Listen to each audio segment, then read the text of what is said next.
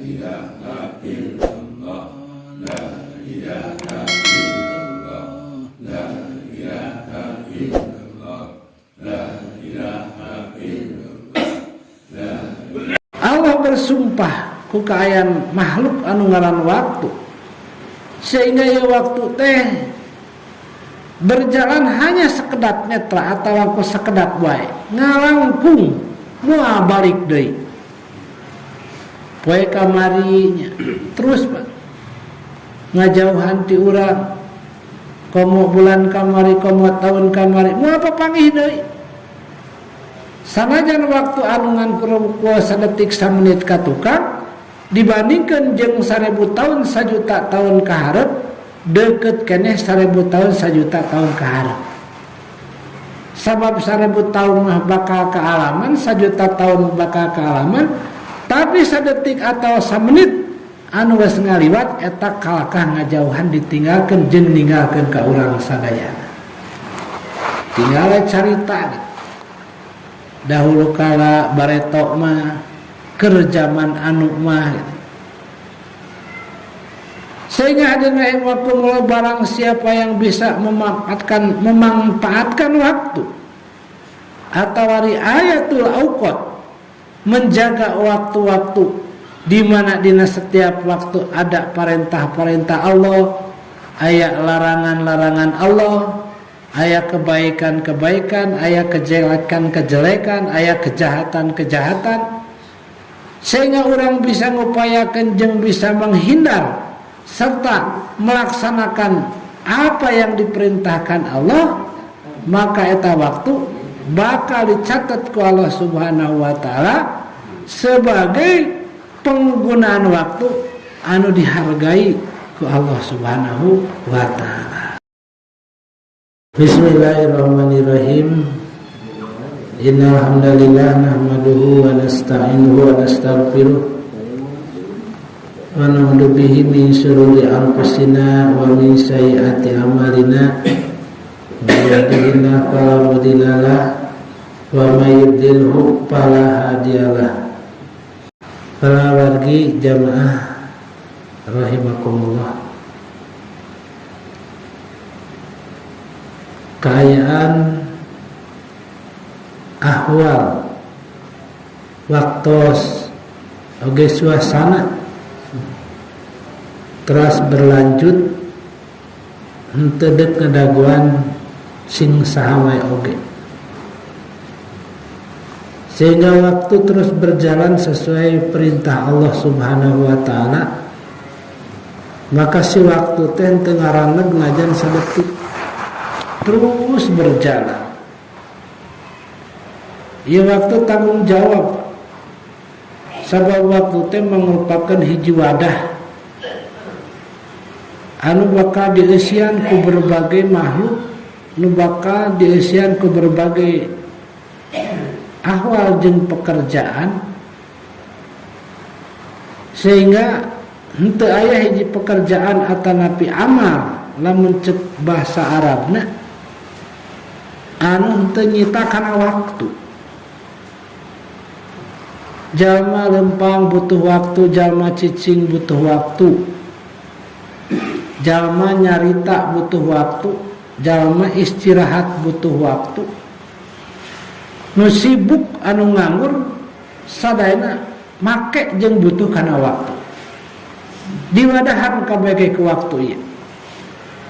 Sehingga waktu konsekuen di hadapan Allah Subhanahu wa taala teu wantun ieu waktu berhenti walaupun hanya sejenak.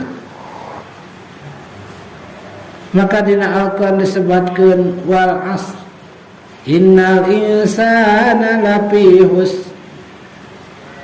Allah bersumpah ku kaayaan makhluk anu ngaran waktu, sehingga ya waktu teh berjalan hanya sekedap netra atau ku sekedap wae ngalangkung moal balik deui poe kamarinya terus Pak ngajauhan ti urang komo bulan kamari komo tahun kamari moal papanggih deui sanajan waktu anungan kuasa detik samenit ka tukang dibandingkan jeung 1000 tahun 1.000.000 tahun kaharep deket keneh 1000 tahun 1.000.000 tahun kaharep. Sabab 1000 tahun mah bakal kealaman, 1.000.000 tahun bakal kealaman, tapi sadetik atau samenit anu geus ngaliwat eta kalakah ngajauhan ditinggalkeun jeung ninggalkeun ka urang sadayana. Tinggal carita dahulu kala bareto mah keur zaman anu mah memanfaatkan waktu barang siapa yang bisa lari ayatul auqat, menjaga waktu-waktu di mana dina setiap waktu ada perintah-perintah Allah, aya larangan-larangan Allah, aya kebaikan-kebaikan, aya kejelekan-kejelekan, aya kejahatan-kejahatan, sehingga orang bisa ngupayakeun jeung bisa menghindar serta melaksanakan apa yang diperintahkan Allah, maka eta waktu bakal dicatat ku Allah Subhanahu wa taala sebagai penggunaan waktu anu dihargai ku Allah Subhanahu wa taala. Nah, urang ayeuna geus yuswa nya parantos 10 tahun, 20 tahun, 30 tahun, 40 tahun, 50 tahun, 60 tahun, bahkan geus aya 70 tahun. Itu waktu terus berjalan. Teuing sabaraha deui waktu anu bakal dipaparinkeun ku Allah ka urang sadayana. Teuing sabaraha tahun atau sabaraha bulan atau sabaraha minggu atau sabaraha hari, sabaraha detik, sabaraha menit nu dipaparinkeun ka urang dina eta waktu anu dijalankeun ku Allah Subhanahu wa taala, urang teu uninya ngaranna gaib eta teh. Kejadian-kejadian sajam kahareup, sapoe kahareup, saminggu kahareup urang teu uninya. Makanya ketika orang menghadapi hal-hal seperti ieu,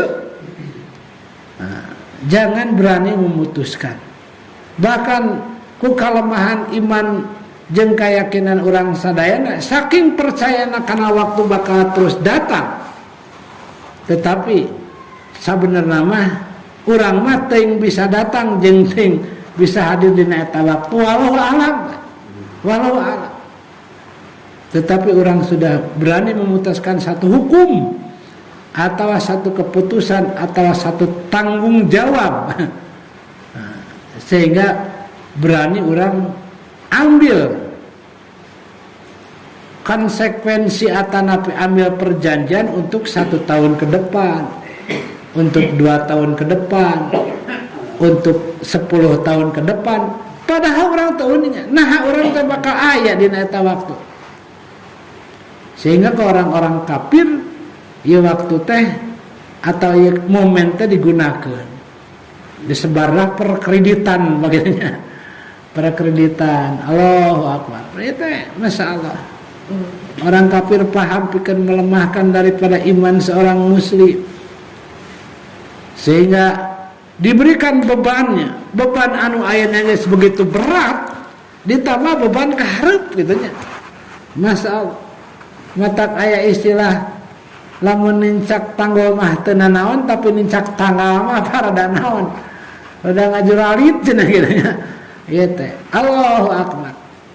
Nah, meunang teu nanaon gitu, teu nanaon daya hukum.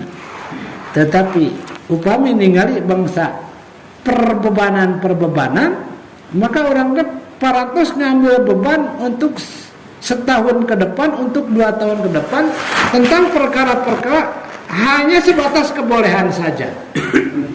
Lalu lamun orang ambil tanggung jawab perkara anu keharusan, kakuduan. Tapi seseuna manusia hari ini hanya ambil masalah-masalah kewenangan atau nafi kebolehan. Nah, kebolehan teh urusan-urusan duniawi banyak. Urusan ini itu menang Pak, selagi tidak bertentangan.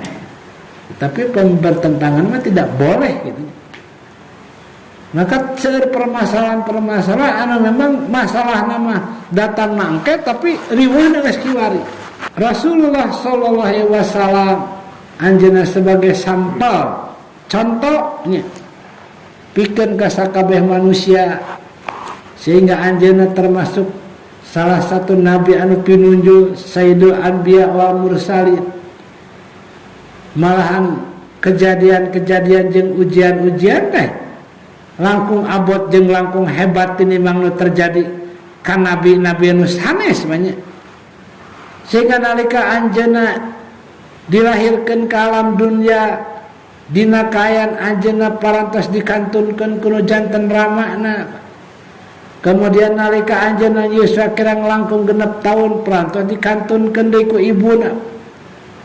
Kemudian dipika roroko saha ku nu janten eyangna. Kemudian eyangna oge pupus dirorok ku nu janten pamana.